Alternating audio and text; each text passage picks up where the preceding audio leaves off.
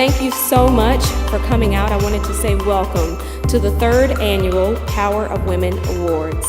We are so thrilled to have you with us this evening. This year's theme for International Women's Day is Balance for Better, and it's all about gender equality and having more gender equality in the workplace. And what we do at Dress for Success is contribute to that by helping women get back into the workplace by not only giving them interview attire, but also giving them interview training. And so we have a success rate of 67%. Where we are right now over the last 3 years, we're up to helping 800 women a year. And that is phenomenal. So 67% of those women are successful when they come to us the first time. That not only impacts the trajectory of that woman's life, but the impact on her household as well. So we're not just here for the women that we serve, but we're here for the people that rely upon them. And that includes their children and the people in their household. We've had a phenomenal journey, and I'd like to share with you a short video about the journey of this particular affiliate, Dress for Success Greater London. The Dress for Success Greater London journey started in 2013 and has been marked with many milestones and memorable moments.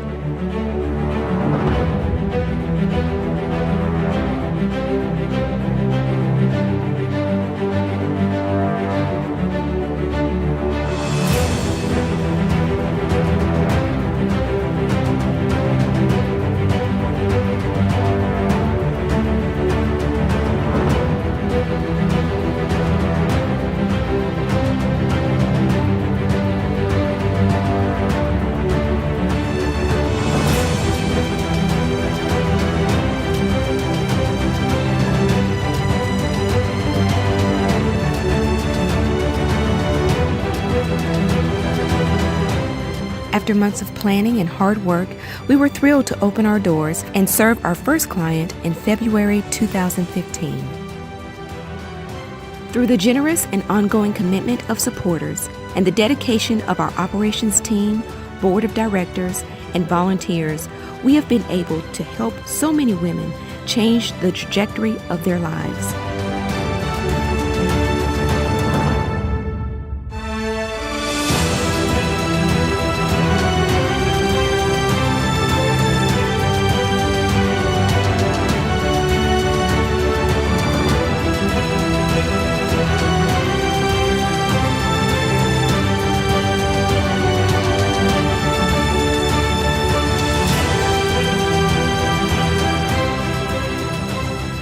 As of February 2018, we have helped over 1,500 women in the London area, and with a success rate of 67%, we have been fortunate to have a positive impact on 924 women, helping them to be gainfully employed and economically independent. Statistically, we know that when you empower a woman, you not only change the direction of her life, but you also have a positive impact on her children, as well as the community and economy in which she lives. Thank you to all of our supporters for your unwavering commitment to the women that we serve. We look forward to what the future holds.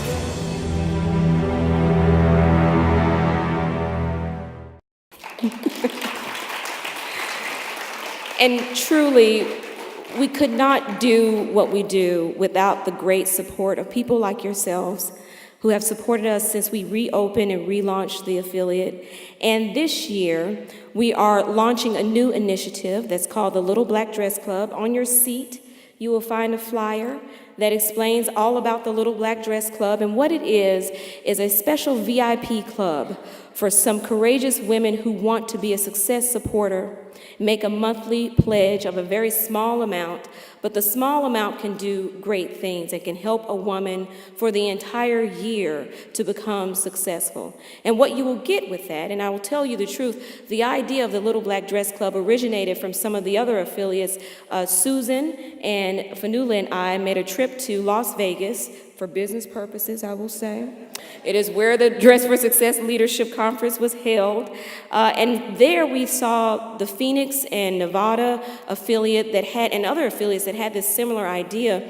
And we thought that it would be great to give something back to the people that support us. So becoming a member of the Little Black Dress Club will give you VIP access. Next year, you will receive free Power of Women Award tickets. We will have styling events throughout the year, special VIP access to our sale events, and other initiatives that will follow. So your ability and dedication to helping a woman will also be a benefit to you as well, because we really appreciate the women that rally around us for the success of the people that we serve. So thank you again. There's information here. This is live on our website. It's our initiative for International Women's Day, and we really appreciate your support. I would like to bring up now one of our trustees, Therese. She's there, yes, who will introduce Christina for us. Thank you. Thank you, Juanita, and welcome, everyone. It's a pleasure to see you all here tonight in this wonderful hall. I really just stand, firstly, to say a very big thank you to someone who, over the past 3 years, has actually been very important to me, to my career. She's been an inspiration, whether she knows it or not, a role model, and she's been very supportive of my involvement with Dress for Success and has assisted with allowing all of this to happen tonight. And so please join me in welcoming the Law Society's 174th president, but only our 5th female president, Christina Blacklaws.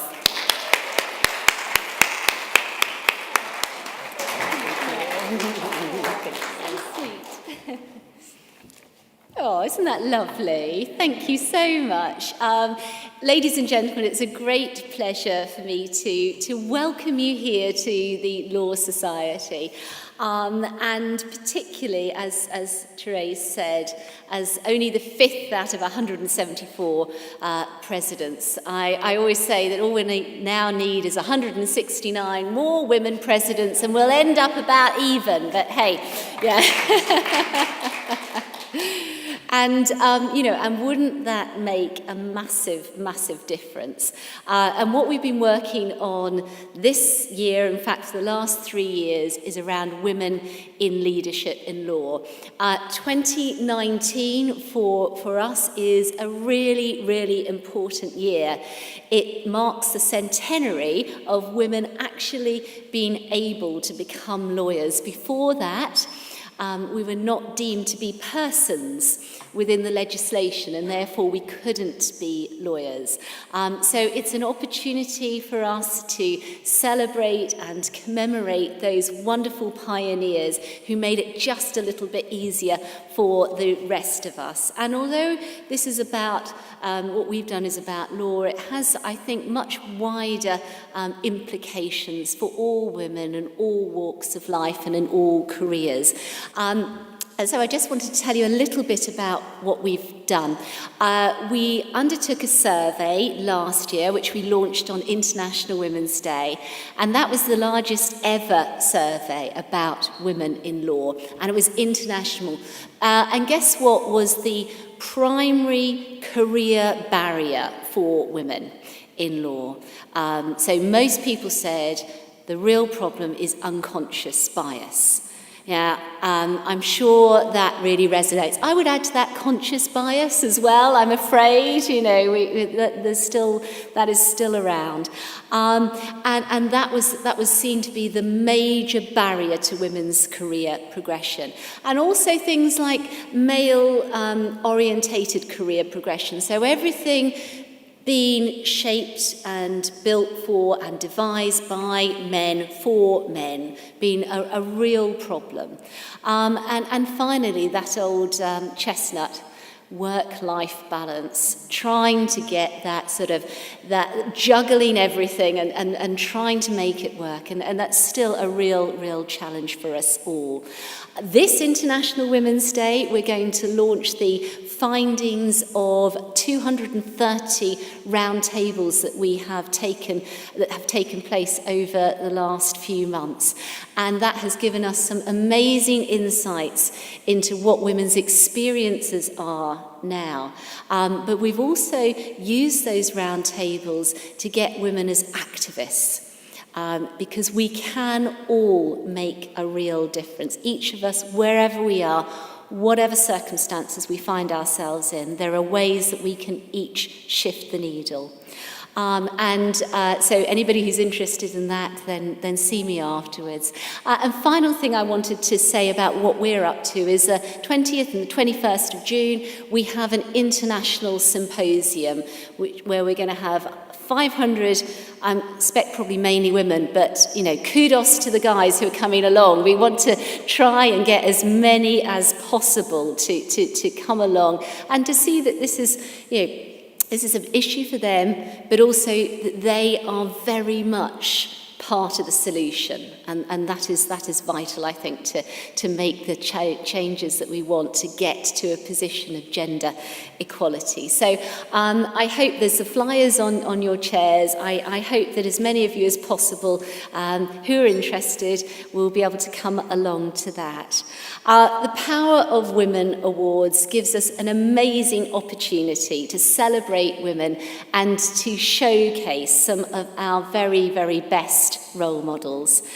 The participants in our round tables stressed how important it was to have female leaders visible, but also that they shared their candid and honest experiences about how they made it, the nuts and bolts, the how-to guide. And I think that's another message which goes across every career. So what I'm saying to you today is that we shouldn't shy away from talking about these things. In fact, it is absolutely imperative that we share in an honest way to ensure that we can be part of that culture change in organisations, so that, like the pioneering women in 1919 who first became lawyers, so that we can help and support to make it easier and better and safer for women to be in careers in law, not just pursuing our own success. So let's lift as we climb, ladies and gentlemen. Please help and support us in that. I wish you a wonderful evening. Many congratulations to all the nominees and winners. And I think now we're going to hear from our wonderful keynote speaker. Thank you very much.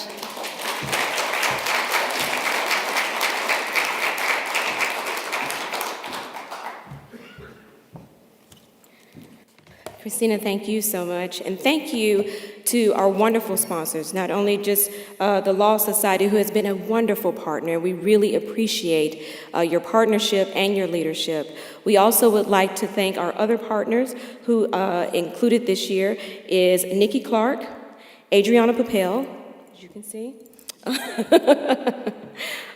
Wheels Law Firm, Simons, Moorhead and Burton, and Allegiant. At this time, I would like to introduce to you Angie Greaves, who is our charity patron.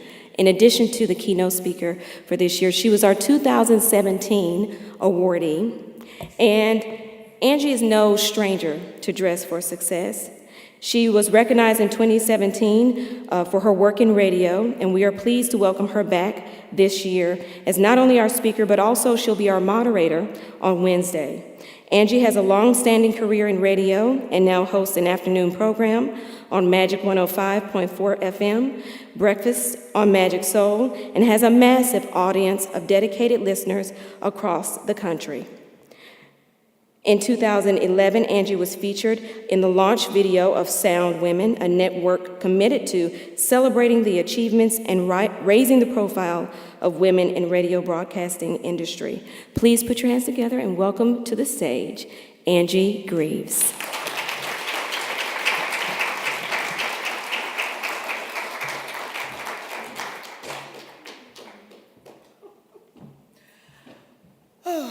Good evening, ladies. Can't really welcome the men unless the ladies say good evening. So good evening, men, and it's lovely to see so many. Thank you. You're welcome, Barry. It is lovely to see so many of you.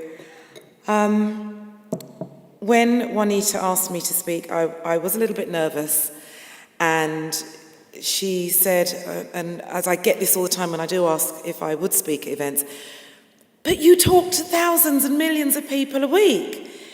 Yeah, but I'm sitting in an empty room talking to myself in the hope that people are listening.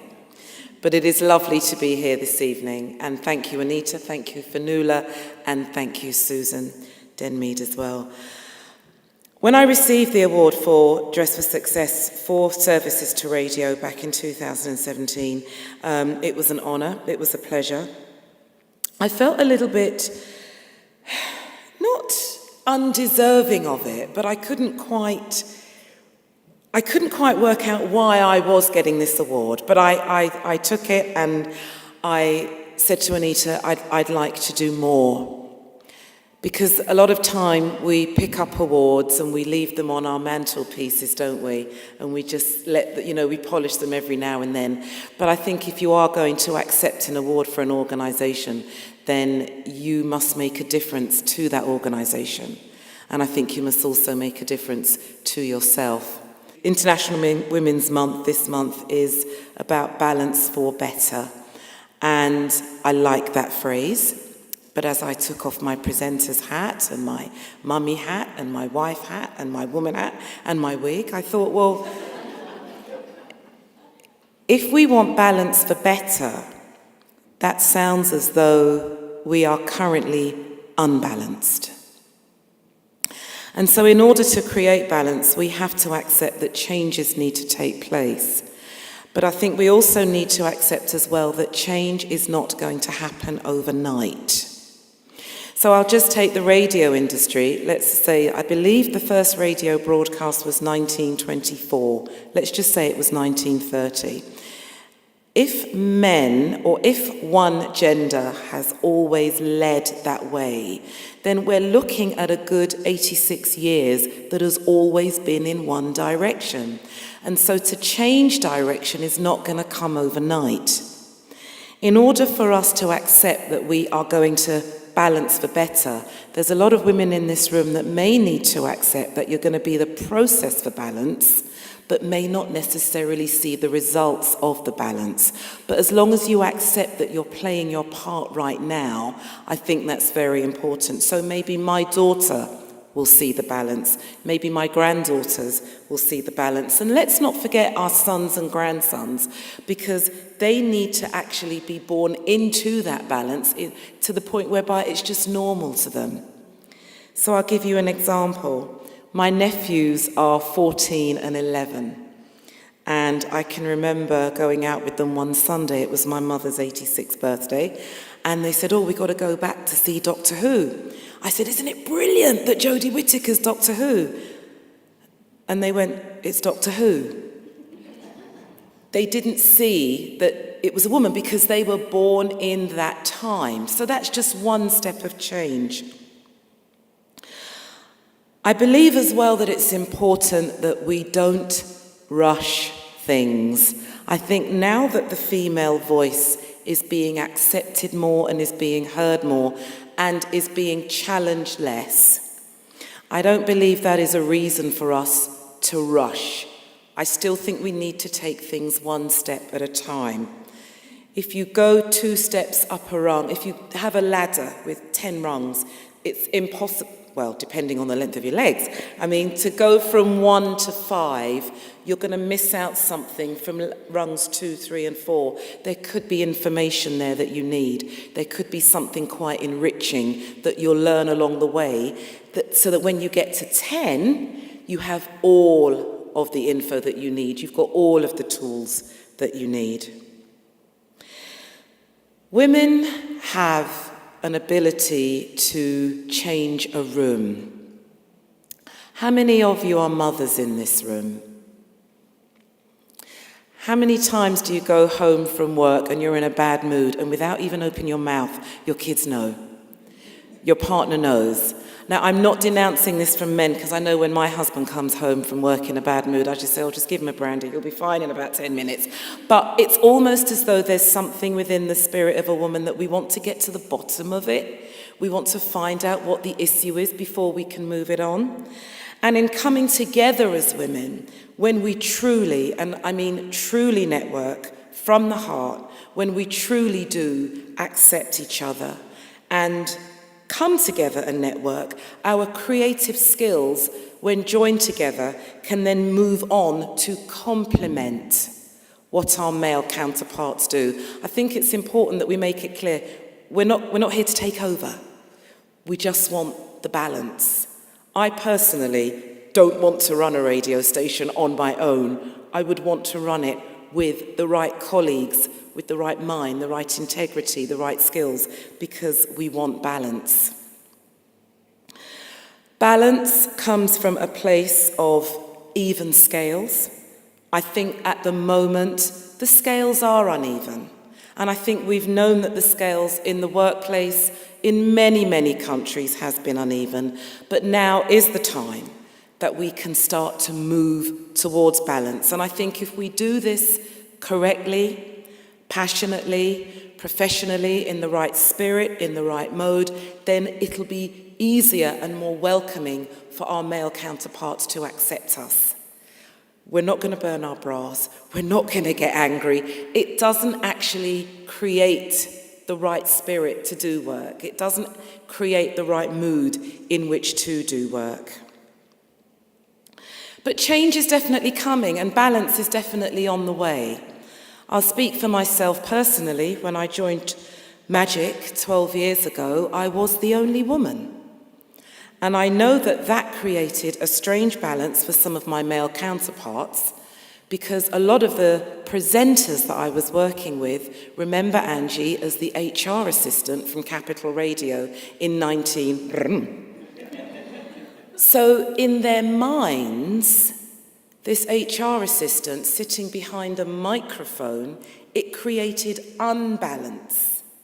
And it took me quite a while to be very calm. It took me quite a while to understand that saying, well, listen now, I'm here now and I'm a presenter like you guys, that wasn't the way forward. I had to take my time. I had to prove my skills. I had to prove that I wanted to do this job. I had to prove that through their training, I can do this job. Now, some may say, yeah, but men don't have to do that. And I think we're just going to have to accept, ladies, that for now, we do have to take different paths. And we shouldn't begrudge taking different paths. What we should do is know and be confident in knowing that we will reach the end goal with our creative skills, with our passion, ready to meet our male counterparts where they are and to also contribute to what they do. Women bring a different kind of passion. Women bring a different kind of energy. Women bring a different kind of creativity. And coupled together with men, I do believe that the balance for better is definitely on the way. But remember, we may not see the complete balance. We're here playing our part at this time. Years ago, the term house husband was probably non-existent. So there's a different balance. There are many men who are house husbands who choose to work from home and allow their wives to go out and work. There's a different balance there. Of the mothers in the room, how many of you are unofficial doctors? Unofficial Uber drivers? Unofficial teachers? But we do the job because our creative skills allow us to do that. And there was a time when you would have a child and you would just take time off, your body would go back to normal, regardless of how you were feeling in your head, you just went back to work. Men continued to work. Men now have paternity leave. Men are now house husbands. Men choose to be house husbands. So when we go about looking for change and when we go about aiming to balance for better, let's also remember that a lot of our males are also doing the same thing. There is a mother-to-be in the room. I'm not going to expose her unless she wants to say that she's going to be a mother. But you will find that as your child comes in this world, you will automatically balance. I don't know where this gene comes from in women, and not all women have it, but a lot of us do just automatically balance. We find the time to do the school runs, do the nursery runs, breastfeed, cook, and we still go out and look good. Sometimes in our minds, we don't always feel good, but we find that time to balance. And it will be a rocky road at first. Motherhood is a job. You will never get to change departments. You will never go to HR to complain, but you will be the CEO of a life. And that creates balance, especially if it's your first child, because you're walking into the unknown. But as women, we've been in the workplace for a long, long time. And some of us have maybe had to keep quite quiet in the workplace for fear of being labelled as angry, for fear of being labelled as aggressive. But I do believe the time now is coming, not just for us to speak up, but also I do believe that just from the men in this room, you can see men are becoming much more receptive to the balance. And I think we need to embrace that. Let's embrace it in ourselves first. Let's network. Let's come together spiritually, honestly, so that when those creative skills are ready to be joined with our male counterparts, they know who and what they're accepting, and there'll be no fear. And I'm going to end it there. I hope I've said at least something that's made one person think. I'm Angie Greaves from Magic. Thank you, Anita. Thank you, Fionnuala. Thank you, Susan. And thank you, ladies and gentlemen. Thank you.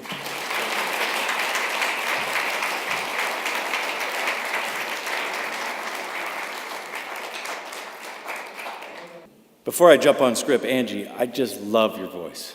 It is so soothing. And ironically, I've been told I have a face for radio. But thank you. It is a very important topic, and I'm a firm believer that gender diversity and gender balance will make the workplace a better workplace.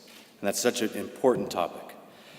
My name is Tyler Harnish. I had the pleasure of being on the board of Dress for Success for 3.5 years. I'm looking at you. Is that about right? Okay. So I've seen a lot of the changes that we saw in the video, and it's been absolutely amazing. I'm honored to be celebrating the power of some amazing women and honoring just a few who lead by example and have inspired so many.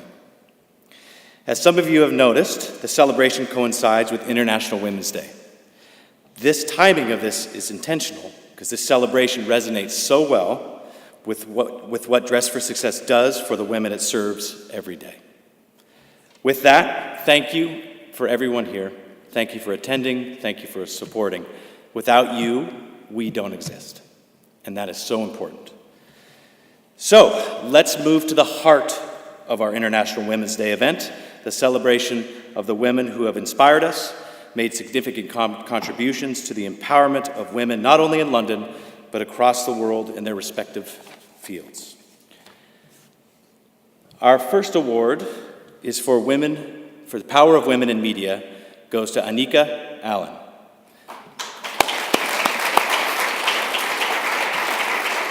Anika, you could come right up, and I'm going to read about you as you come. Anika is a co-owner of the entertainment platform Black Magic Network, right? Co-founder of the Black Magic Awards and host of the award-winning Black Magic podcast. Yes. You probably have a better voice than I do, too. These were created to honor and celebrate extraordinary and inspirational women of color who have paved the way in a variety of fields. Anika also works in diversity and inclusion for Barclays. I love that you're up here with me. This actually makes me a little less nervous. She has over 15 years' experience in marketing and communications, leading projects for global brands, including Google, Universal, and Skype, has been listed as one of the most inspirational Black British females by the Metro, and is a sought-after speaker on business, diversity, social media, and pop culture. Her entrepreneurial spirit, creative flair, and go-getting attitude has enabled her to not only build fluid businesses, brands, but also empower the next generation of creative talent through digital communications and educational experience events. So congratulations, Anika. Thank you. Am I saying words? What's that? Am I saying words? Yes, you please, if you'd like to. Thank you. Okay. May as well say something while I'm up here. I did write something, actually. Being the media person that I am. So good evening, everyone. Good evening. Thank you, Power of Women, for blessing me with this award. I've been working in the media since I was 14 years old. At the age of 8, I knew what I wanted to be, even though I couldn't see it. Not on TV or in the books or magazines I was reading, but I didn't let that deter me. I wanted to be at the forefront of showcasing the voices yet to be heard and the stories yet to be told. Thank God I had a mum that believed in my dreams, so I pursued them fearlessly. I grew up in Birmingham and moved to London to work as a music and entertainment journalist. I then migrated into TV production, working on reality and entertainment and documentary formats. I then had my own publishing business before utilising those skills, creating digital content for business and brands online, hence why I work at Barclays today. One thing I have noticed throughout my career is that often I'll be the only person that looked like me in a room. Women, ethnic minorities and disabled people are all underrepresented in the media industry. I fall into 2 out of those 3 categories. Representation matters. Think about how you may have approached life differently if you regularly saw people that look like you in positions of power, which is why 2 years ago my business partner and I launched the Black Magic Awards, an annual honours celebration of phenomenal Black British women from a variety of industries. A selection of bold, brilliant women who stand as vanguards in their chosen fields are selected each year to be honoured. They have worked tirelessly, raising themselves up, but are often overlooked by mainstream award shows, which is why the Black Magic Awards was created. There was an aching vacuum that needed to be filled. We needed to be celebrated, particularly British women, as we often look to the US for role models and examples of excellence. The evening centres around a prevailing sense of sisterhood, celebrating the winners' successes and hearing about the challenges that they have faced. This fun, inspiring and unifying evening is important as it creates a space for young Black women to see that it is possible to strive for and attain success in a myriad of fields, inspires the next generation, but also acts as a reminder that there is still more and a lot more to be done. They say that we won't reach true gender parity until at least 2095, and that will be later for Black women and other ethnic minorities. Gender balance is essential for businesses to thrive, and I'm proud that I can be part of the tribe of women that are leading the way for change. And hopefully this baby girl that I'm carrying, that Angie was kind of referring to, will hopefully be in a more gender equal world. So thank you.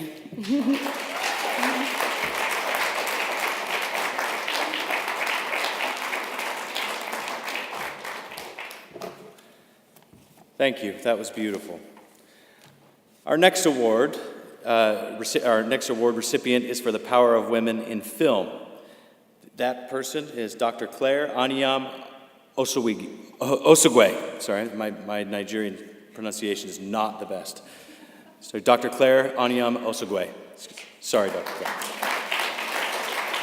This honored guest is a contemporary artist, printmaker. Her works are recognized for their unapologetically female perspective on themes including motherhood, sexuality, life, and death. A native of the Peak District, Dr. Osogwe studied at Goldsmiths College and Royal College of Art. After graduating, she became a major figure in film. She has been exhibited internationally, became a member of the Royal Academy in 2000, and served as the keeper of the Royal Academy from 2010 to 2017, which must be recognized that she was the first woman to be elected into this role since the Academy began in 1768. That's fantastic. Lastly, she was awarded OBE for services in art and art education in 2016.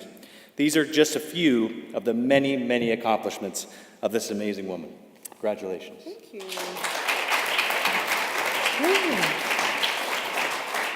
Thank you so much. Wow. Good evening, ladies and gentlemen. It's important for me to quickly take you through my past just to get to the present. I'm a strong believer of the notion that if you don't know where you're coming from, you won't know where to go. I stand here today as the recipient of the Power Women in Film Award after graduating from a film degree 13 years ago. It took me 12 years to pluck up the courage to write a film. Before then, I believed I was not good enough. Hey, we live in a world that tells you you're a woman, you're a black woman, you're a black working class woman, and therefore your story should not be heard or is not commercial enough to have an audience.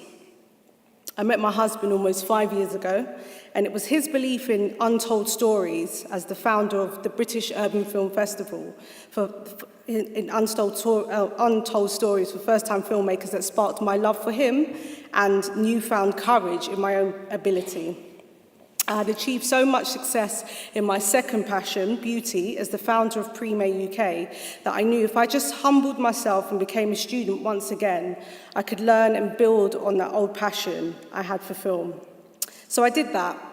I became the marketing director at Buff while setting up Jo Claire PR, which is now known as On Point Communications with my sister Jojo. I did free publicity for 200 filmmakers and reduced rates for small BME businesses. I watched the films that came into the festival and began to notice the patterns of what makes a great movie, stuff you don't learn at university, what makes a thorough script, how to grip the audience with a great story, sourcing excellent actors, and how to direct. I wrote my first movie 13 months ago and shot it a month later. I took a leap of faith, closed my beauty business, and set up a production company with hubby. 6 weeks after that, we finished shooting the film, we took it to Cannes, and when we got home, I realized I was pregnant. After 2 years of trying, I thought, wow, look at God's timing. Could I really do this right now? We premiered the film a month later at Buff and hit the road, leading us to Washington, New York, Ohio, the Netherlands, with 2 releases and 5 festival screenings, along with morning sickness, weird cravings, and a growing belly. I gave birth 5 weeks ago to my beautiful daughter, Lavender. She has been with me on every plane ride, at every Q&A, at every meeting when we were told no. Every time I cried, every time I dried my tears and kept on pushing, she was here.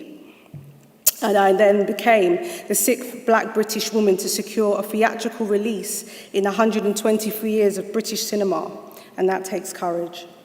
It's because of her that I didn't give up. It was her arrival in my womb that solidified a greater need than my own to succeed, to be a power woman, a courageous woman, to not hide behind, oh, I'm pregnant, pity me. We women are miraculous. We are the portal of life, pregnant with possibility. I embodied a new strength, a new power far beyond any that I had ever known, and it grew with every trimester. I'd like to dedicate this award to my daughter Lavender, who's here tonight, at the back somewhere, probably drinking mummy's milk as she's falling asleep. Baby Lala, as our family calls her, or Ngozi, her Igbo name, which means blessing. Thank you for enabling me to channel my inner power when the going got tough, and encouraging me to continue to succeed, because in your future of what's possible for the next generation of girls, and particularly black girls in any field or endeavour, this moment of representation and recognition will pave its way forward. One day you will say, it's because of Mum that I didn't give up when the going gets tough, the apple in the tree. I'd like to quickly thank Juanita and her family for being a daily source of inspiration, love and enterprise. On your Instagram, I'm like her stalker, retweeting everything and refollowing. I'd like to thank my husband, Emmanuel, who is my rock and truly my greatest asset. He risked everything to produce my movie, no shade. My brother and sisters, especially Andrew, who gave me the finance to finish my film, my cast and crew, in particular my soul brother, Kadeem Pierce, and the entire Pullman, Pierce and extended family for your unwavering support, my associate producer, Chantel Rochester, and co-producer, Jessie Canones, and editor, grader, Charles Sculsel. And to everyone that went to see the film, streamed it, hosted a screening, especially our release hosts, Maxine, Terry, Justine, Tanisha, and Joelle. Thank you all for listening and have a wonderful evening. Thank you.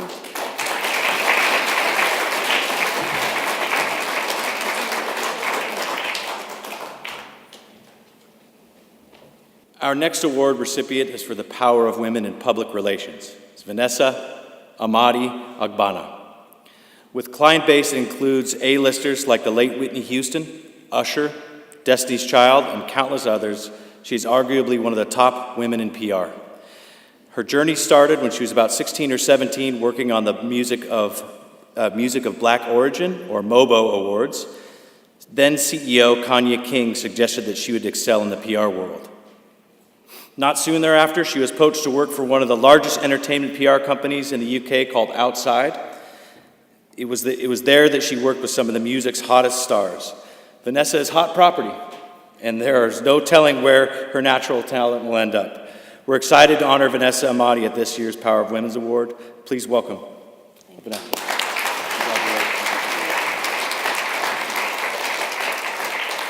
Hello everyone, good evening.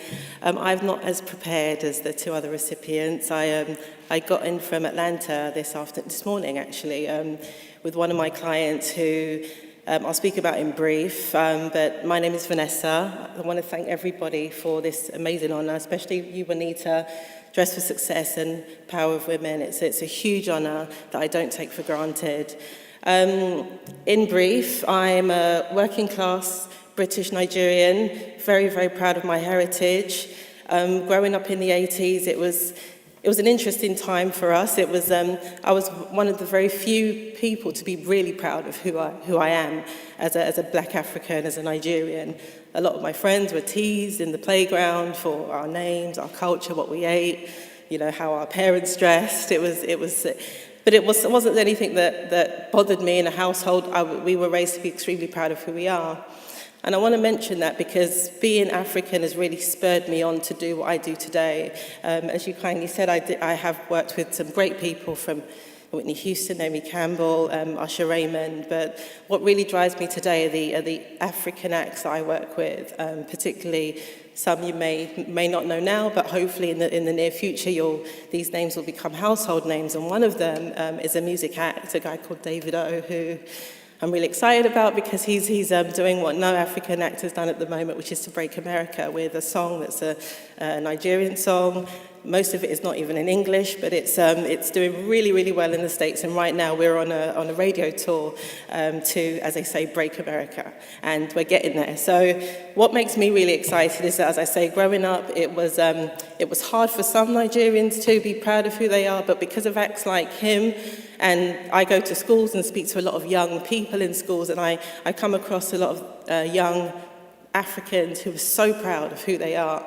And a lot of them say that it's because of the representation and of what they see now in music, in fashion, in film, with like the doctor that was earlier on that has a film that, again, represents some of our culture. It's things like that make that's making the next generation proud, and that's something that I'm really excited about. So I just want to say thank you for this award. I'm really, really pleased to be here, a bit jet-lagged, left the kids at home, but I'm going to rush off after this and get back. But I just wanted to say thank you, and I really appreciate the recognition. Thank you. Thank you.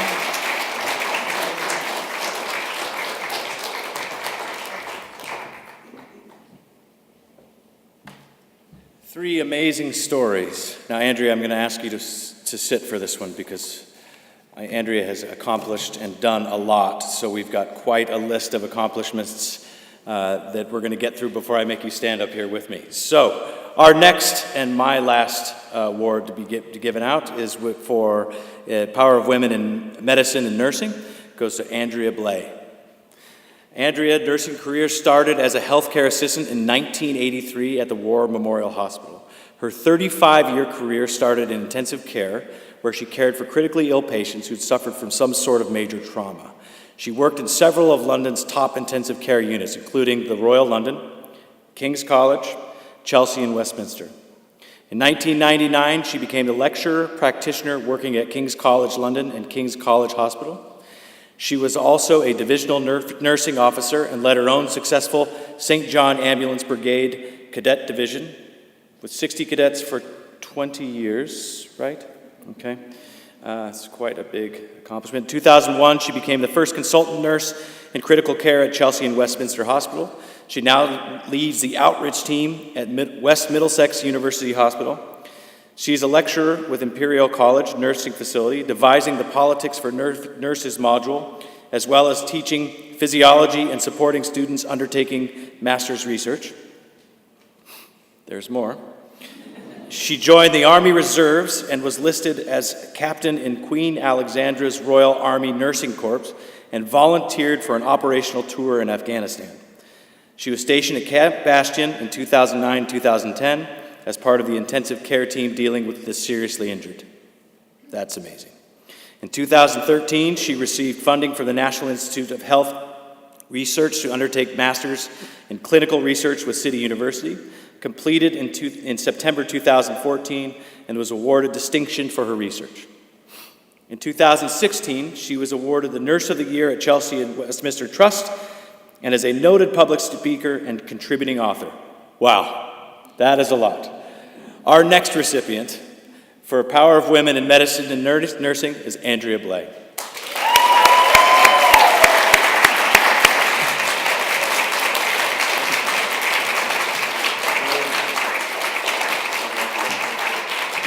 Thank you very much. I think I have a number of supporters here tonight, a few co-conspirators.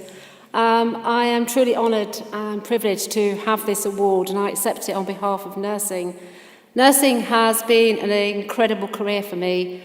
It has changed over the years with many more men coming into nursing, which has created a great deal of balance, and we have needed that.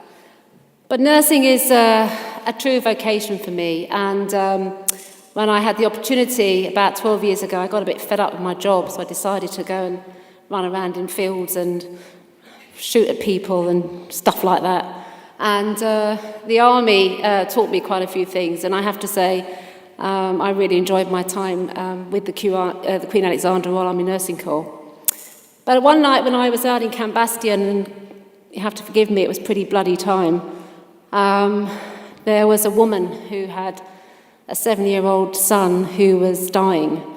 And I couldn't talk to her and she couldn't talk to me because we didn't speak each other's language. But as women, far from home, feeling a bit homesick, we could communicate with each other. And I hope that even today I provided her with some support and comfort.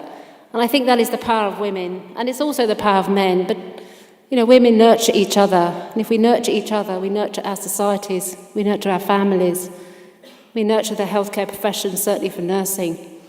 And I'd like to say this award, which I'm rather shocked, hugely privileged to have, I think the Dress for Success nurtures women. It gets women out of that economic hardship, which I know has already been said. And when I was a divisional nursing officer running my own cadet division, I had a lot of kids who had lots of problems.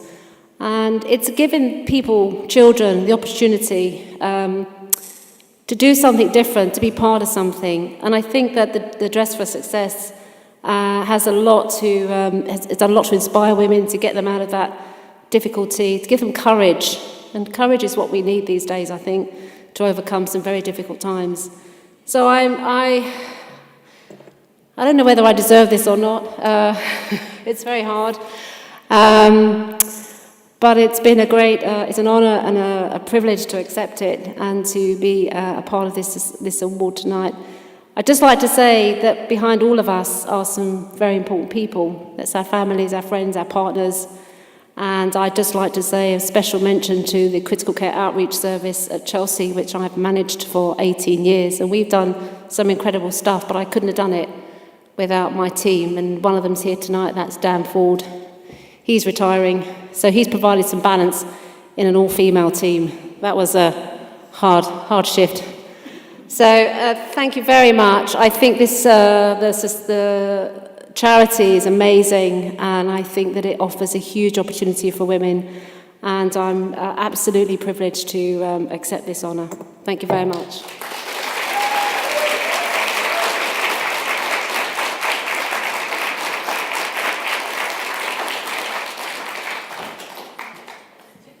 Good evening, everyone. My name is Rina Aini. I'm a trustee for Dress for Success for the last 2 years, and I'm very happy to be here in such amazing company tonight. Thank you all for coming.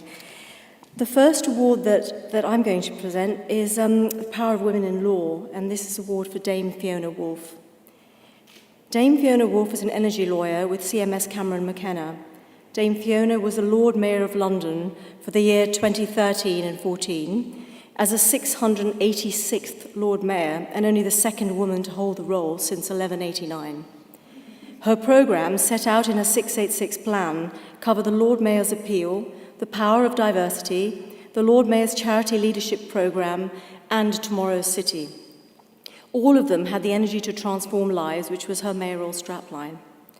Having initiated the Power of Diversity programme, Dame Fiona remains committed to promoting diversity and inclusion in all its forms. She's also very interested in furthering a more sustainable economy following her Tomorrow's City programme.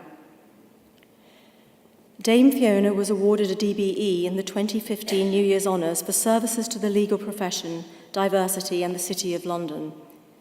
She became a Deputy Lieutenant for Greater London in April 2016 and retired as an alderman in June 2018. Please welcome Dame Fiona Woolf.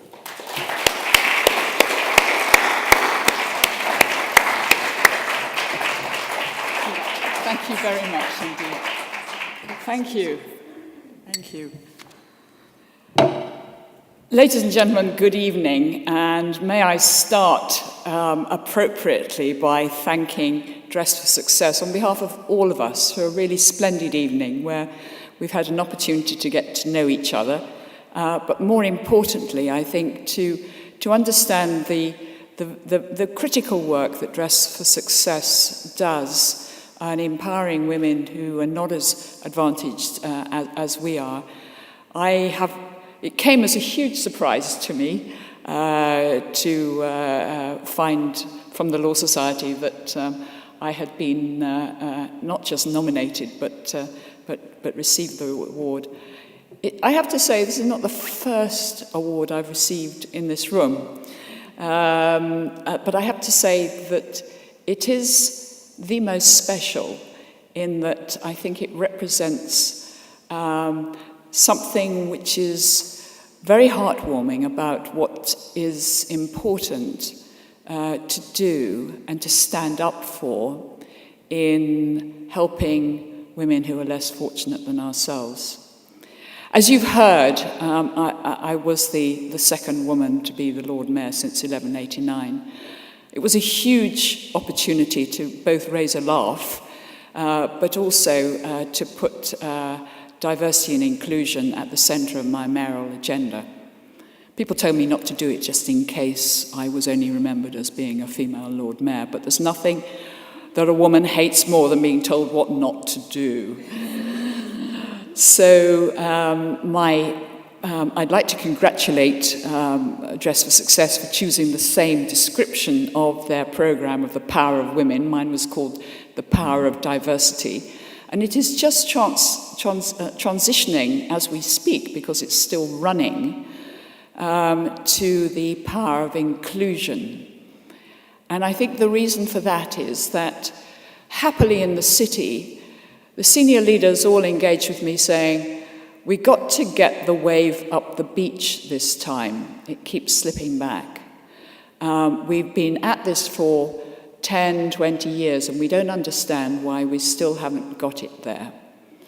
So we did some research with some adult supervision from the Cass and Ashridge business schools and discovered that really what was going wrong in the city was really more about the people who are responsible for the talent pipeline, the people in the middle of the organisation. In the law, these are kind of the junior partners and the senior team leaders, who are awfully busy and being tasked with income generation and business development, and haven't really got time to think about the teams and the people there. And we need to turn them into inclusive leaders so that they, even if they don't give it a lot of time, they do actually think about the needs of their followers and whether they're including everyone.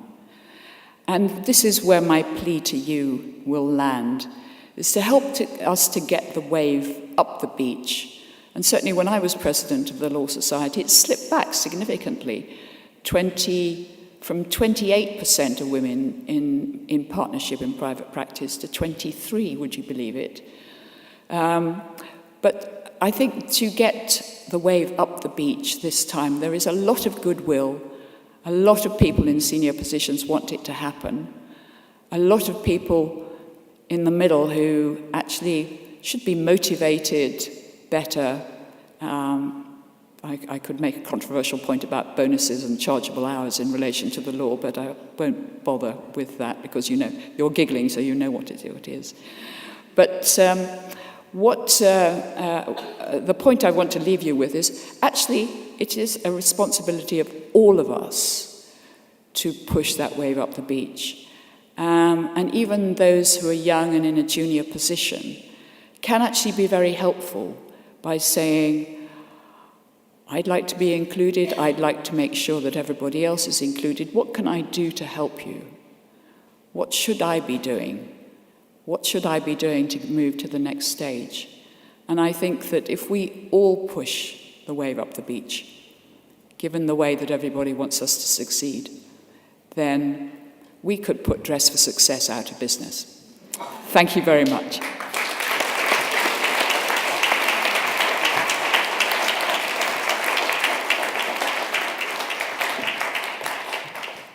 The next award is for the power of women in women's health, and this goes to Dr. Susan Bewley. Susan Bewley is Emeritus Professor of Obstetrics, I knew I was going to mess that one up, and Women's Health at King's College Hospital. Specially trained in medically high-risk pregnancies and with a degree in law and ethics, her research is focused on violence against women and where this meets health services. Susan was involved in the first study of the prevalence of domestic violence during ongoing pregnancy in the UK and a major work looking at the relationships with abortion. Susan led the setting up of Mosaic. It's an in-reach NHS domestic violence service at St Thomas's Hospital, which gained embedded funding. Midwives and doctors are trained about domestic violence to ask questions confidentially and routinely in a way that enables safe disclosure and offer referral, if wished, to independent community-based domestic violence advocates. The National Institute of Clinical Excellence now recommends this model of training staff to be able to ask the questions safely and offer support and onward referral across the NHS. Late in her career, Susan worked in London's sexual assault referral centres, setting up a national sexual violence and health research network, and has worked with the charity Survivor Voices on a charter for survivor engagement. She believes health services have an important role to play when dealing with the terrible mental and physical outcomes of violence, but it is important not to medicalise, diagnose, or try to fix the problem. Congratulations, Dr. Susan Bewley.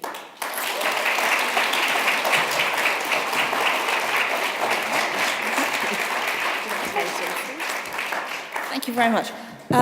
Ladies and gentlemen, and Dress for Success, thank you very much. I, too, have no idea how I got picked, but clearly there's something about the consultation room, the intimacy, the transformational possibilities, particularly in someone who's dealing with pregnancy, which is my particular specialty, that is also something that goes on Dress for Success. When I visited the setup with Fanula and could see the empowerment in action, I realised that what we can do in the NHS by opening up people's eyes to hidden, stigmatised, appalling abuses of power that take place in the home and in society and in institutions. I realised that the things that we do are part of that journey, and you're doing some of the most important bit at the end. Just because someone has finally got to a point that she might be able to talk to her midwife about what's going on, a little fraction of it because she's not sure whether she'll be judged badly. And that person may be able to talk to our researched and evaluated systems that work, where many women who've come out of domestic and sexual violence and very bad situations are now in the sector helping other women, as we've been hearing.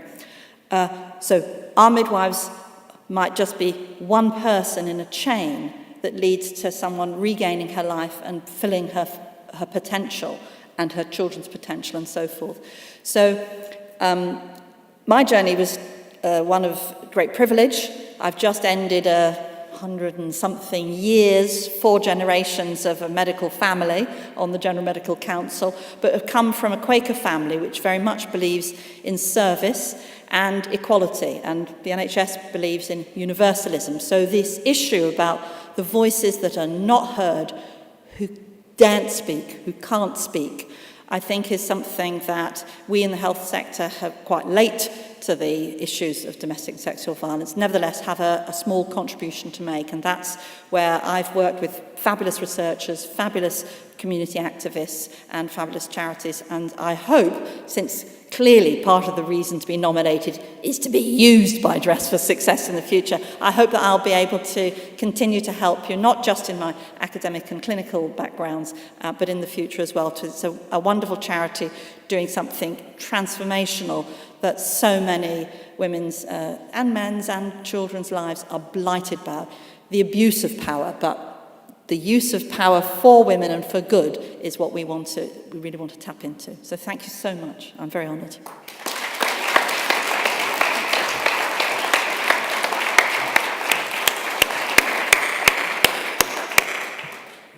Our next award is for Volunteer of the Year, and this goes to Margaret Isles. Margaret started volunteering with Dress for Success in 2015 and has been a regular volunteer ever since, always with a ready smile. Margaret is happy to step up to additional volunteering tasks, such as helping out at sessions held for referral organisations, volunteer applicants, launch parties and stock sorting. Margaret enjoys travelling and early in her career worked as cabin crew for British Airways and Scandinavian Airlines. Latterly, she managed the Executive Club Lounge, and her customer care approach is very evident with our clients who visit the boutique. Margaret also enjoys skiing and going to the theatre and ballet. Margaret, please come to the stage to receive the Power of Women Volunteer of the Year Award.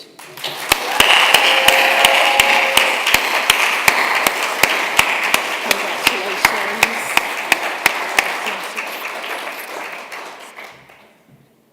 Thank you very much, and I'll just give you a brief example of how rewarding it is for me to be a volunteer and work with Dress for Success and all the wonderful people who are there. Everyone's already said what we do, so you do know that. And we work with all women from all different walks of life. And my example tonight is one I came across quite early on. And it's funny that Angie is the guest speaker, because it's very much about this lady who came. When she first came, she'd been in quite an abusive, coercive relationship and was a sex telephone line worker. And she managed to escape from that to a women's refuge, and where they advised her on different things. And she went along to a local drama group. And just like Angie, she had a wonderful voice. Sorry, getting a bit, just thinking about it. She had such a wonderful voice. And they'd advised her to go into radio. And she felt that with her experience on being all these different people and characters she had to play for what she'd been made to do, she could do this. And I just wanted to highlight the resilience some women have to overcome something like that and then go out and go for an interview and go for it. And she did get the job, and she, did work. Well, I think she still does work in radio. But I never come away without feeling how lucky I am, and just to be able to make a little bit of difference. It's wonderful. Thank you.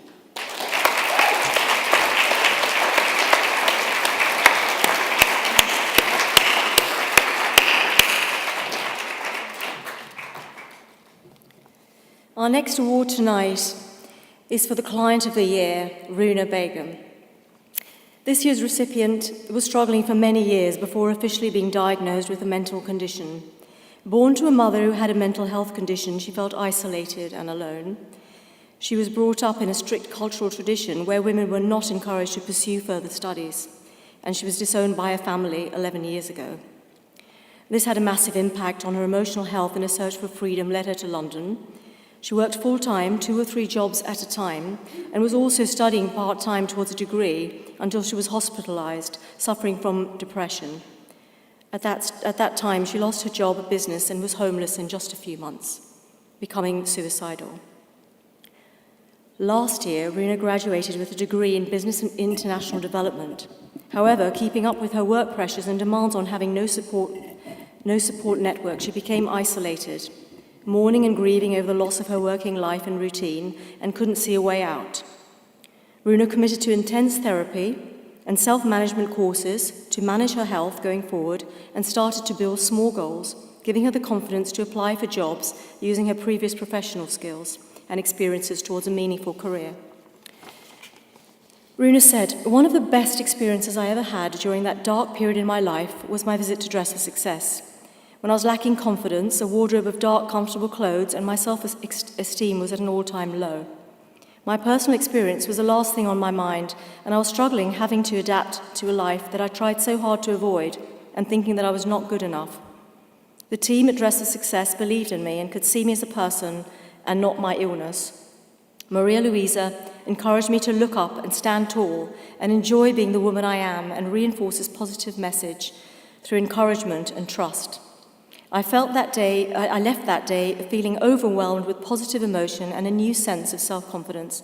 I even introduced colour into my wardrobe and felt so grateful for the experience, and felt empowered to be around women who were full of encouragement and uplifting." Runa is now part of an award-winning online radio station, has since curated her own mental health radio program, discussing various topics around mental health, including research, interviews, information, and signposting to local and national resources for those living or caring for someone with a mental health condition. Using her platform to give a voice to other service users to share their experience, and sharing her own recovery journey to fight the stigma. Please help me give a very warm welcome to our 2019 Power of Women Client of the Year, Runa Begum.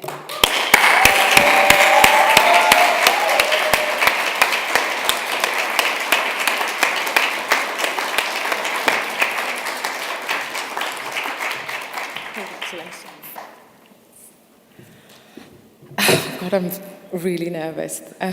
Good evening, everyone. Thank you so much for this award.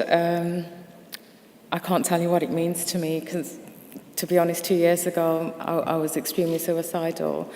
I didn't want to make an effort.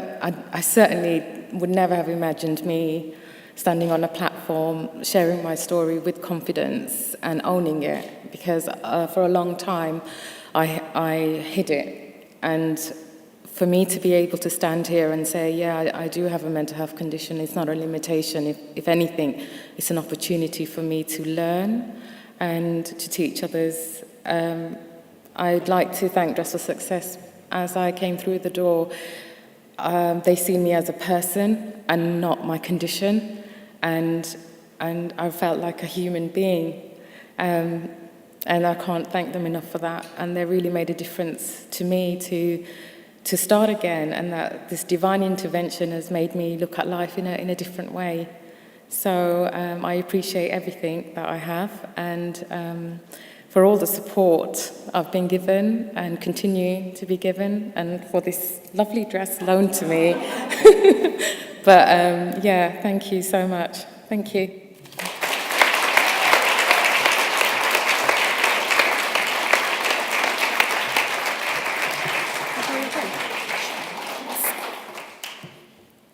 Good evening, ladies and gentlemen. My name is Stacey Quay. I'm another trustee for Dress for Success.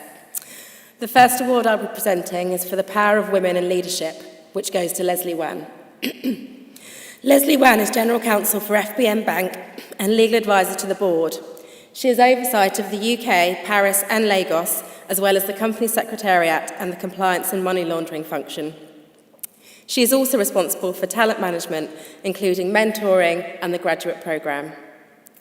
Leslie sits on a number of external advisory boards, including Headlong and the London Business School's Out in Business programme, and is the founder and president of the Eagle Club, a global network of 180 women in senior leadership positions. She is also founder and CEO of Through the Looking Glass, which is a charity which provides underprivileged children with an insight into city professions and encourages them to pursue higher education. Leslie has extensive experience working as a lawyer in private practice, an equity house and financial institutions in London and abroad, including HSBC, Lloyds Bank, SEB Bank, Bayern, A&O, Norton Rose and Russell McVeigh. Please join me in welcoming Leslie up to the stage to receive her Power of Women in Leadership Award.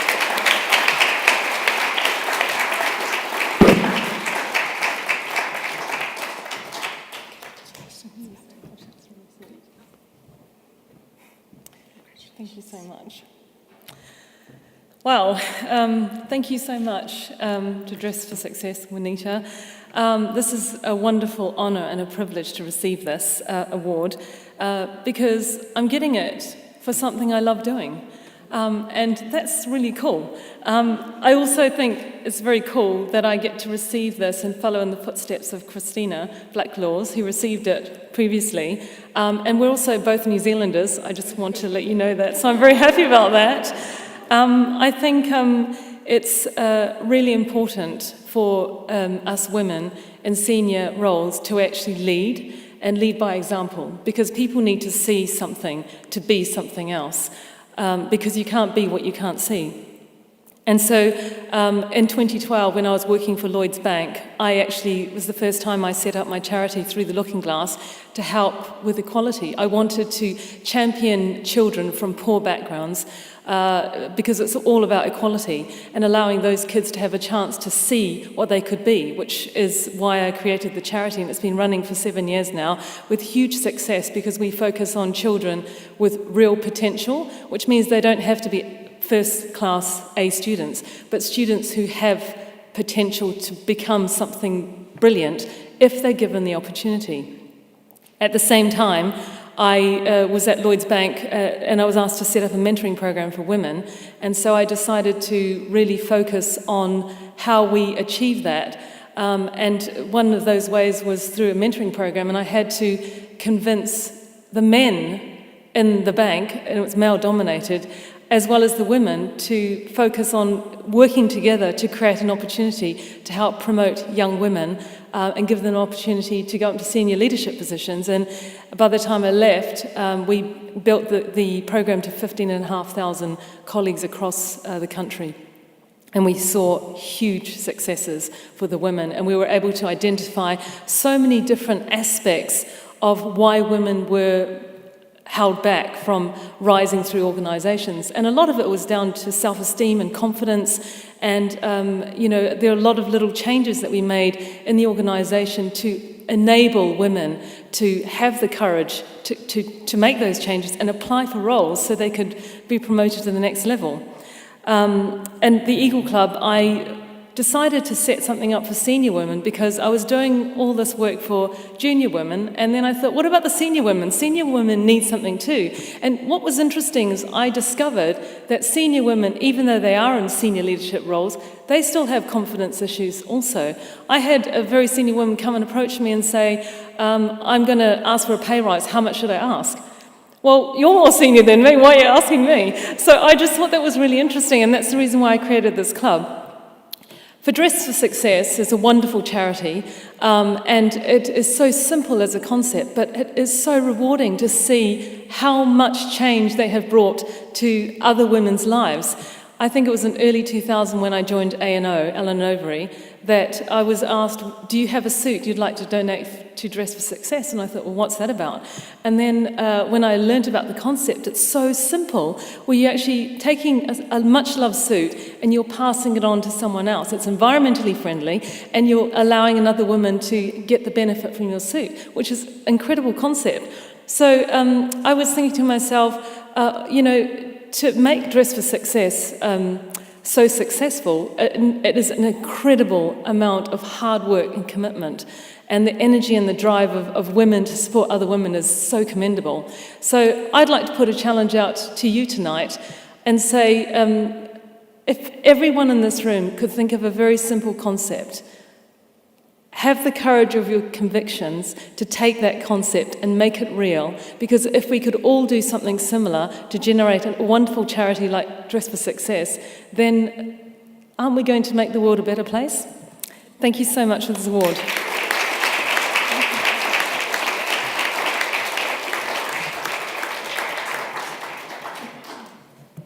The next award this evening is for the Power of Women Fashion Brand Award, which goes to Adriana Papel. Adriana Papel is a global partner with Dress for Success and is the clothing sponsor for the Power of Women awardees. At Adriana Papel, they believe that more than a look, they deliver a feeling. This feeling has become their mission, to make every woman and every moment feel special. They understand that every woman is truly different and seek to enhance and reveal her own unique beauty to both herself and the world. To Adriana Papel, there is nothing more alluring than a woman who feels beautiful. Adriana Papel takes great pride in offering an exquisite sense of style, superlative fit, and quality craftsmanship. Their collections are infused with an elegance and flair that empowers women of all ages and silhouettes to feel and look their best. Each piece they make is designed for the way women live today, transitioning seamlessly from one event to the next. They strive to celebrate the important moments of life by celebrating the women who experience them. And it's my pleasure to present this award to Sue Reed on behalf of Adriana Papel. Thank you.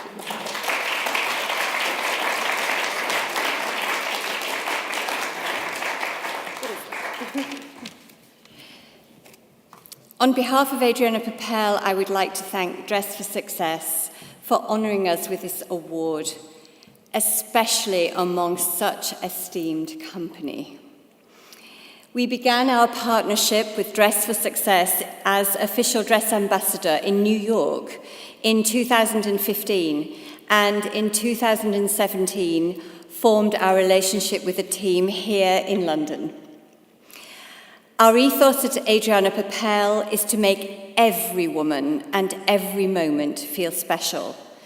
And we're delighted to support such an amazing organisation which empowers women to achieve economic independence with their network of support around the world.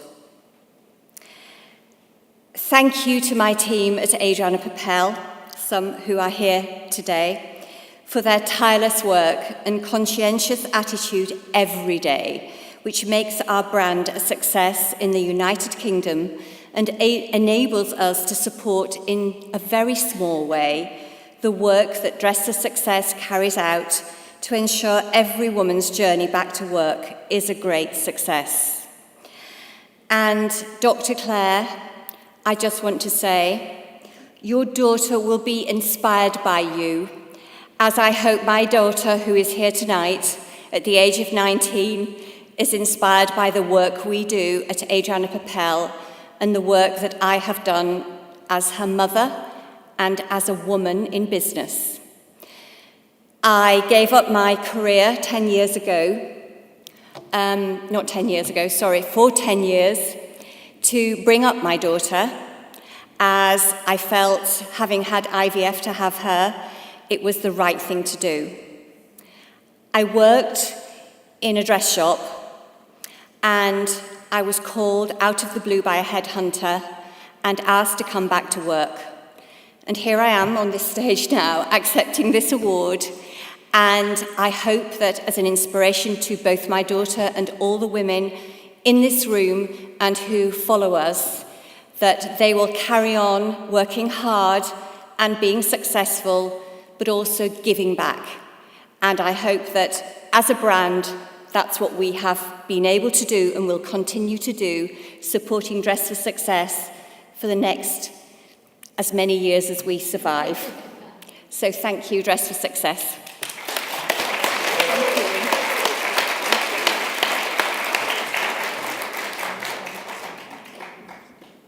The next award is for the Power of Women Award for Referral Organisation of the Year, which goes to the London Community Rehabilitation Company. The London Community Rehabilitation Company, or LCRC, as I'm going to call it going forward, empowers women who are ex-offenders or coming through the judicial system by providing suitable pathways into employment. They work closely with Dress for Success Greater London and refer multiple women as individuals or as a group. Accepting on behalf of London Community Rehabilitation Company is Wayne Lewis.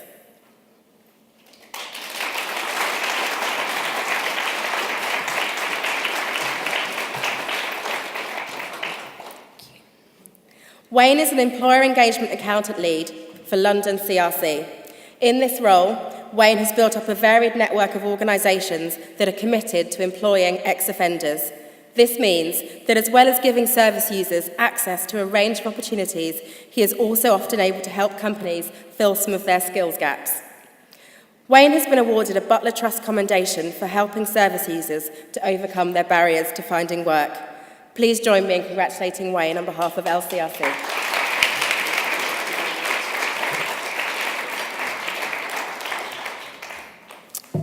Good evening, ladies and gentlemen. As Stacey actually said, we work with women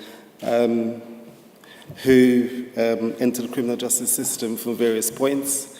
And sometimes you find within this group, there's loads of abuse, there's everything else. But one thing I can reassure is whenever I refer the ladies to Finola and her team at Dress for Success, you see that big smile, you see how women's lives actually transform, and that's one of the things that actually drives me to actually do my job. And all success to Dress for Success. Thank you very much. Thank you.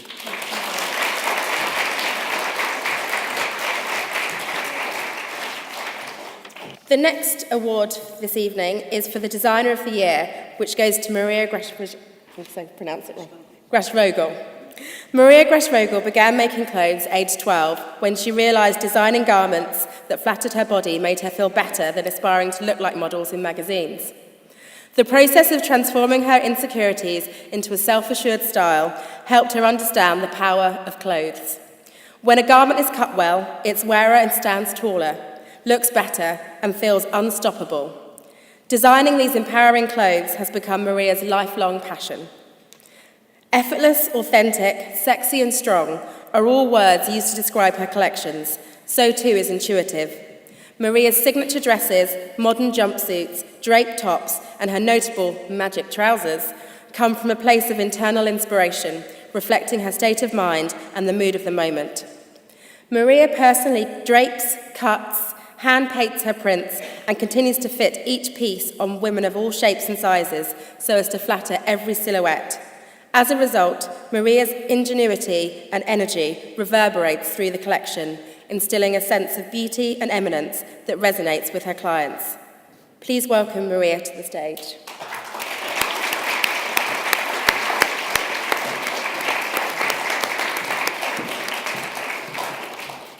Congratulations. Thank you.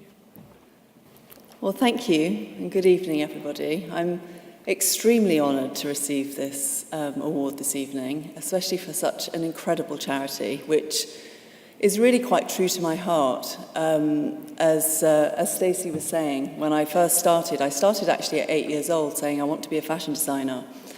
At age 12, I started, well, all teenage girls go through this, I think. You feel very self-conscious about your body. So I started creating clothes for myself and soon realised the impact of cut and fit and how it can transform you, not only physically to make you taller and slimmer and all the things that a great cut can do, but the kind of inner confidence that really great clothes can give you. And I've sort of taken that in a way through my journey. That's what I do in fashion. And at one point I was in some ways afraid to say it because in my industry it's all about the new. But I've never been about the new. It's about an evolution, and it's about feeling good as a woman, creating really beautiful things that empower you and make you feel good about yourself. And I've had the joy to dress some incredible women over the years, and my favourite times are always those moments when a woman comes to me because, I don't know, she's lacking a bit of self-confidence. I can name millions of examples of this, but one that sticks in my mind right now, that she just had a baby. She'd given birth about, I think, a week or 2 weeks ago. She had an event to go to. And she'd been literally dragged into my shop. I think they'd been everywhere around London, Harvey Nichols, Selfridges, all the different stores. She hadn't found a thing, and she was literally, her whole body language, everything was on the floor. And my friend was, no, but you haven't been to Maria. And so I came up and saw her personally and showed her a beautiful jumpsuit that was on a mannequin. And she was like, you've got to be joking. There's no way that I'm going to look good in that. And I said, just try it on. So I encouraged her. I had her in the changing room, and she literally walked out a different woman. She came standing taller, strong. She was like, oh my goodness, I couldn't imagine I would feel this good in my body a week after giving birth. And that, for me, is what great clothes should do. And for me, when I hear what Dress for Success does and the power and confidence that they give each woman, I think that it's just an incredible charity. So thank you. I'm very honoured to receive the award.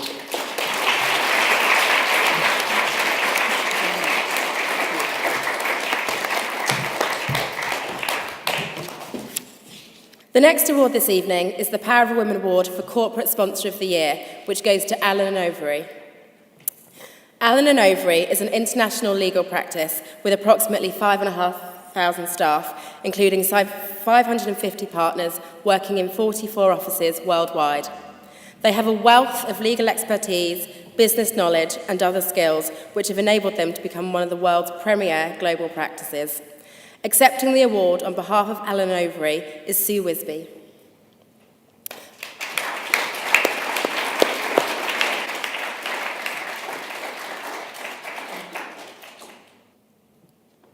Sue is a Community Investment Manager at A&O. With over 15 years of experience working in corporate social responsibility, she currently manages a range of community development programs, including Allen & Overy's award-winning Smart Start Work Experience Programme and Restart, which is an over-50s employability scheme. A&O have been supporting Dress for Success since 2015 by organising and hosting numerous professional development days, as well as providing in-kind support. Over 90 participants have been supported to date through this collaboration, and Allen & Overy have also facilitated numerous clothing drives. Please join me in congratulating Sue on behalf of Allen & Overy.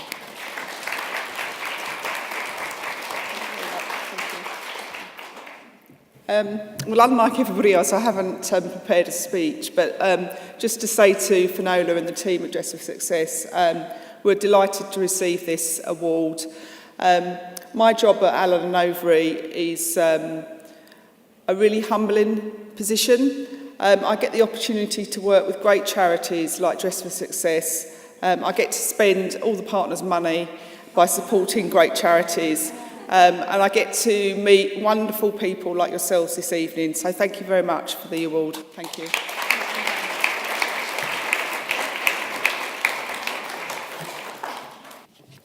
It's my pleasure to present the next award for Company of the Year to Arnold Porter. Arnold Porter is a law firm of more than 1,000 lawyers, providing sophisticated litigation and transactional capabilities, renowned regulatory experience, and market-leading multidisciplinary practices in the life sciences and financial services industry. They have been the supporting law firm of our charity since our relaunch 5 years ago. Accepting the award on their behalf is attorney Jeremy Wilcox.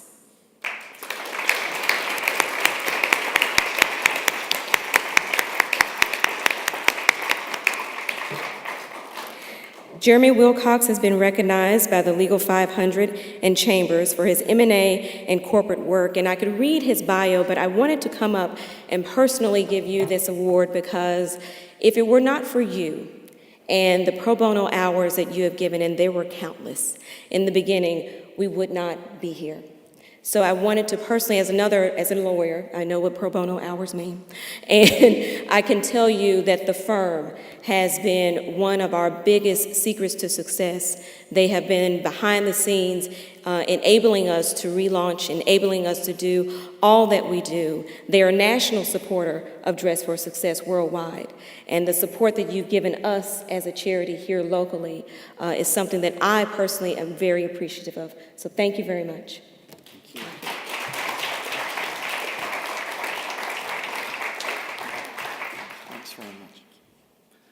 Janita, thank you very much. We are delighted to support Dress for Success and have done for a number of years. We've been very honoured to be involved with the relaunch of Dress for Success in 2014, when we helped the organisation incorporate and register as a charity. So there have been some ups and downs over the years, but Juanita is a fantastic leader of this organisation. It's so much down to you that so many people are here tonight, and you've done so well over the years. We are delighted to be involved with this charity, and we look forward to many more years of involvement with Dress for Success.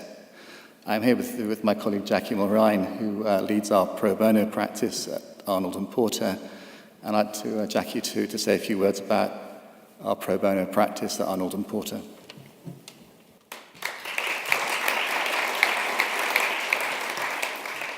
Hello everybody, good evening. Thank you so much to Dress for Success for honouring us in this way. Arnold & Porter is so proud to support the organisation, particularly this week as we celebrate International Women's Day.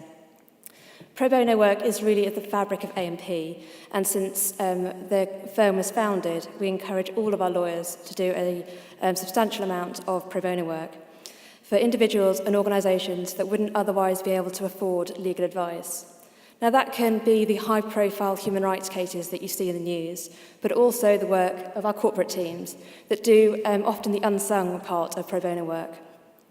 And our lawyers aren't always very good at blowing their own trumpets, and so it's always amazing when our clients recognise us in this way.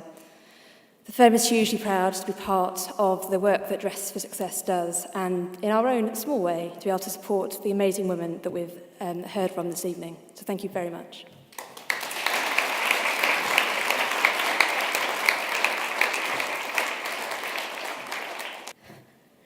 This year we have a new category, and because our trustees, we noticed that each year most of our awardees were in a particular age group. And so we wanted to open this up to a particular group of generation, the under 30s, if you will, and our Rising Star Award. And this year our first awardee is someone who is near and dear to my heart.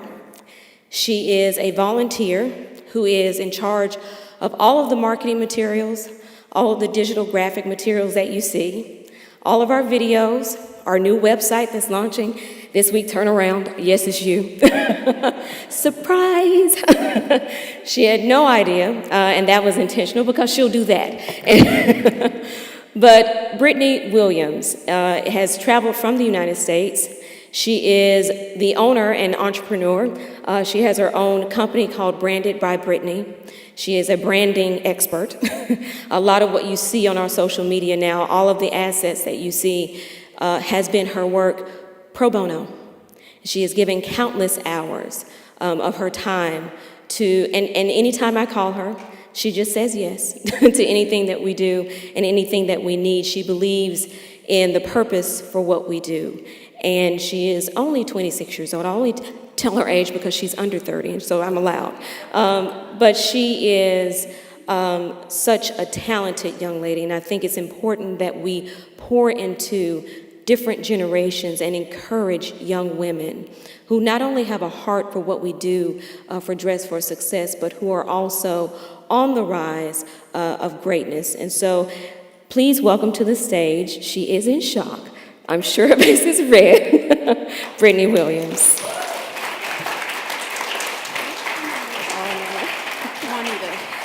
This award has been all over the room. I had to hide it from her all day long. She's videoing everything, and I'm like, when is she gonna go away so I can get this award? But there you go. Thank you so much.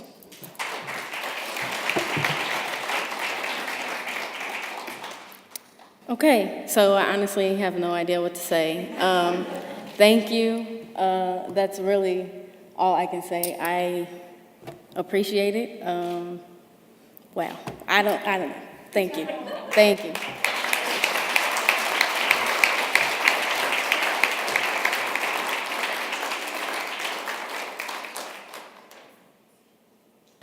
So as you can see, my name is Vanilla Shannon, and this year is our first year of presenting a Director's Award. It was really difficult for me because we have so many women and men, and I have to mention Barry, who's in the audience here, who support us and actually comes round nearly every other day to see us in our new Kensington premises. But this lady in particular, I thought deserved this award. And there's so many words I can say about this lady, and I'm going to keep it very short and sweet. She's gone beyond her role within Dress for Success and has become a true friend to me. We have lots of ideas that we run past each other, and we also have lots of disagreements and arguments, but we only do it because we have a real passion and commitment for the work that we do. Usually we think of the same idea or solution, and we always find a solution, even we do have disagreements that last for 2 hours on the phone. She goes far beyond her role as chair. She often takes on tasks that's not in her chair role or in her job description, but she does that as she's aware that our small team are overstretched in the work we achieve. I mean, I have to say we run fully on our volunteers, and we have only 2 members of paid staff.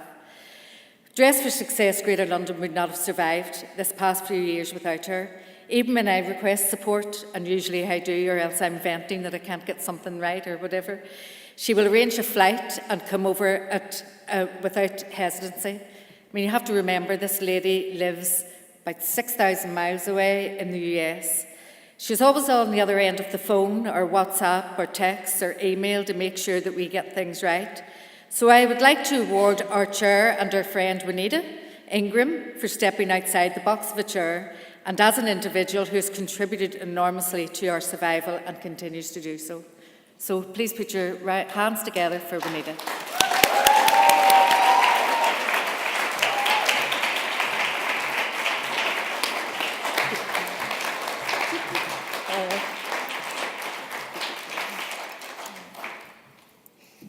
Oh, the karma.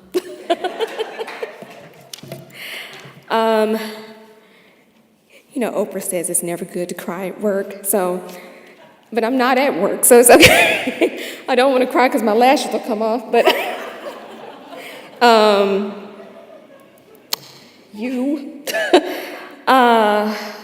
Fanula, I know.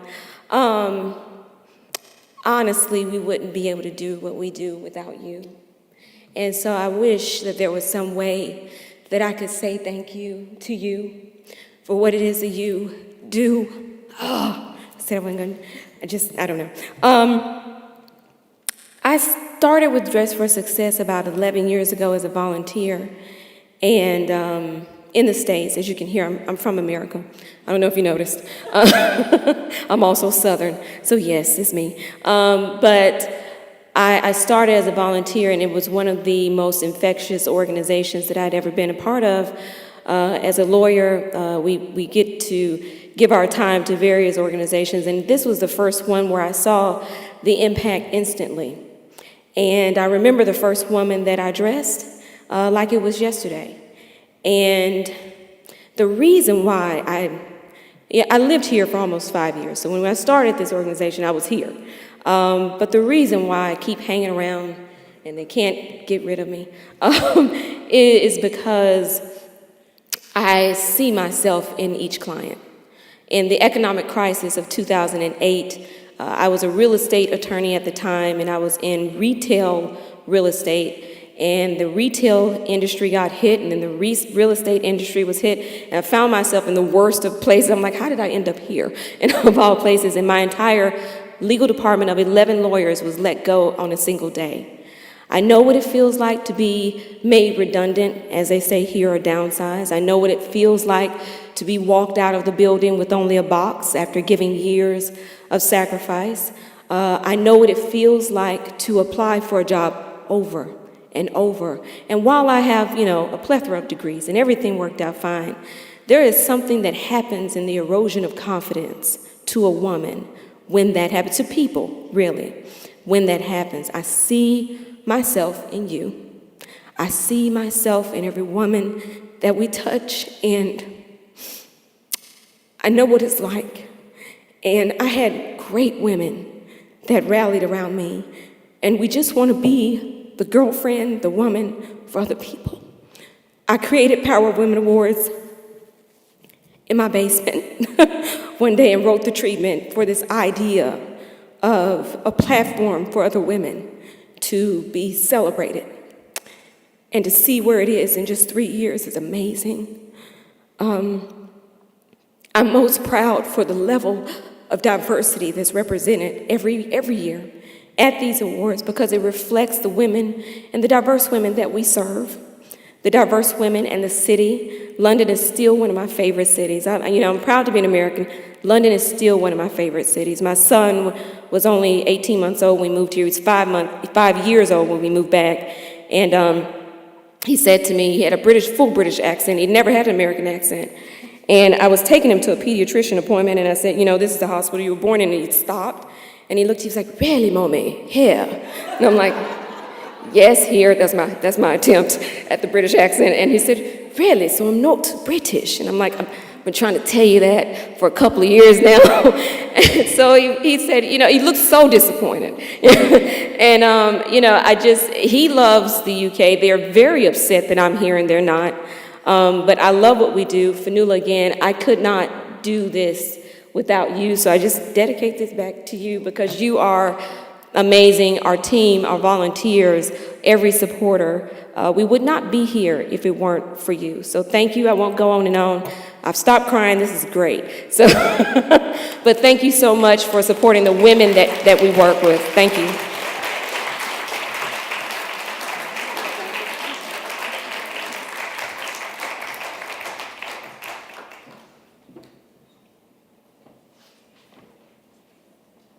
It has been a great night, hasn't it? All these power in the room, all these power of women in the room, and men who support Dress for Success. Just to give you a bit of background of my story and why I came to Dress for Success. It wasn't intentional. It dropped into my inbox, and I went for the job and said, I want this job. I'd been living abroad for quite a while, and I've been through a journey myself. I was pregnant at 15. So I now have 3 grandchildren and a 38-year-old son, so we can work out what age I am. And I also had a rough journey through life. It was my mother who was my inspiration, and this is what I said at my interview. She was completely deaf in 1 year when she got the first grammar scholarship in Northern Ireland to go to grammar school, and had to give it up because she was deaf in 1 ear. And at those early days, there was no one-to-one support, or special needs support, which I hate that term because everybody has needs and everybody's special. But at that time, she gave up and she was a stay-at-home mum until our youngest was 13 years of age. I got pregnant. I was the rebel in the family. And I got pregnant when I was 15, and I was a punk rocker, so you can guess what that was like in an Irish Catholic family 38 years ago. I went back to school, did my O-levels then, and then my A-levels, did my O-levels in 1 year, and 9 of them. So my mum was quite proud of me because I was determined to work hard. I was abused as well emotionally through my journey, and when Dress for Success came into my inbox, I sort of went, that's the job for me. Not only did I love fashion, of course, and working with all these beautiful clothes, but making a difference in a woman's life. And making a difference is what makes what we do make an impact. I have to say that it's our volunteers. We only have a small staff team, but I count all our volunteers as our staff. And we have a fabulous volunteer pool of volunteers who come in religiously every week, even when we need volunteers at the last minute. They come in and they pull us out of a sort of special circumstance where maybe we have a block booking of 7 women or we can't cope. And as well our trustees who give us support as well. Can I just say thank you also to all our sponsors again. And I want to read you one of our volunteer stories. Because in my opinion, our volunteers make what Dress for Success does. If it wasn't for them, we wouldn't be here where we are. Can I also say we have another boutique in Kensington Church Street, over at Kensington. So we were able to negotiate free, beautiful boutique, which is dressed by women and designed by women. And you can either donate your lovely clothes there, or you can come over and grab a bargain from designer to high street. But I just want to read to you one of our client success stories. I know tonight Rena had mentioned her story and what a wonderful, and doesn't she look absolutely fabulous tonight? I can't get over it. I thought you were a movie star. And this is from one of our volunteers who's in the audience as well, who wrote this story. And it was Maria Louisa, who's down here, who Maria Louisa is always in our both premises. So this particular day, this lady, and I'll not tell you the client's name, I'll call her Fionnuala, so because it could have been me. Fionnuala, a young woman who was referred to by one of our referral organisations, was accompanied by her mother and young brother for the session. Firstly, Maria explained to Fionnuala what to expect from her appointment, and she also asked her to describe in detail what kind of clothes she liked, so she could shortlist a selection from the pieces that she had pre-selected for her before she arrived. She told me that she only wore black, loose tops and trousers, but never dresses or skirts or colourful clothes, no way whatsoever. Maria Louisa had shortlisted several combinations of black trousers, loose blouses and jackets. At the beginning of her styling session, she thought that she wouldn't wear dresses for religious reasons, but after a while, Fionnuala felt more confident and told Maria that the reason she did not wear dresses, skirts or coloured garments, but will not tell you the reason, but she had been through a rough time. After her explanation, I asked Fionnuala if she would dare to try on a few colourful dresses, skirts and more fitted garments. Those outfits which I really believe she would look amazing in, making her feel great and boost her confidence for the job interview. This job meant a lot to Fionnuala. She had been interviewed with this company 3 times before and was unsuccessful, so now she really wanted to be at her best and try her utmost in the interview in order to be successful.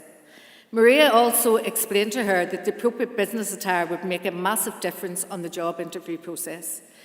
Maria said that the way you present yourself will have a strong impact on employers' willingness to share information with you, pay you a certain fee, or hire you altogether, mainly because the position she was applying for was to work in a law firm. The more impressed they are by how stylish you are, the more likely to be to look forward to working with you. Fionnuala's positive attitude was great, as she was willing to try the outfits that I suggested, and her rapport with Maria had instantly increased that she felt more confident to try on other clothes. And she said that her session at Dress for Success was a really special day. She absolutely loved the outfits and accessories as soon as she stepped out from behind the curtain to look in our big magic mirror. It was the most professional she ever looked. Her mother even said that she had never seen her daughter look so beautiful, wearing these clothes, styles and colours. Her mother was so happy to see her daughter's transformation, with happiness and confidence for the job interview. To Maria Louisa, it was an honour to be able to help someone and see little by little her transformation, the smile on her face and how confident she was for the job interview. All these are priceless. And to summarise, Maria Louisa said that Fionnuala had a difficult time in her life which knocked down her confidence. She really wanted to change her life and start a new chapter, and Dress for Success was able to make a difference in her journey and her future journey and her success. 2 weeks after, Maria Louisa was booked to volunteer, and when she arrived at Dress for Success, guess what? Fionnuala was back for her second dressing because we give them free capsule wardrobe of clothes when they get the job. And Maria had said to Caroline, "Oh, I styled this client 2 weeks ago," and I have to mention Caroline is her boutique manager. Then I was informed that she got the job. She was thrilled for her. Her wardrobe was there again to style her. It was a pleasure to see her again and her family, Maria said, and feeling over the moon. Her 4th time in interviewing with the same company, finally she managed to get the job. So that's what we do best. And if any of you ever want to volunteer with us to come over or help to dress a client, you will see the real difference that we make. So this tonight is just for our clients. I mean, I see these fabulous women, but you have to always remember it's the clients we're doing this for. People who are less privileged than ourselves, who are less advantaged than ourselves, who come from a particular point in their life where they're feeling so vulnerable, and for the first time in their life they have some support, individual support that Dress for Success gives them. So please put your hands together for all our clients at Dress for Success as well, because they are all inspiration.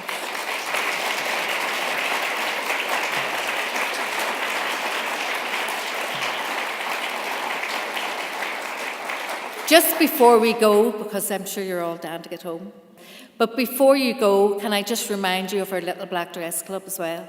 I mean, our Little Black Dress Club is a new initiative that we've started this year, and we really want you to support. We struggle for funds all the time. I mean, I'm out talking to everybody every day to get fundraising going. We are successful with it, but it's not. We're now looking at our 2020 fundraising.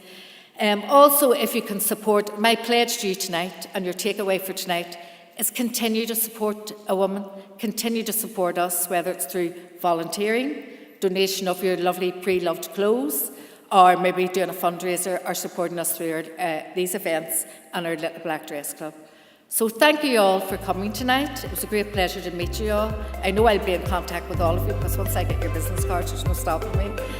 And hopefully we'll see you at our next event. Thank you very much.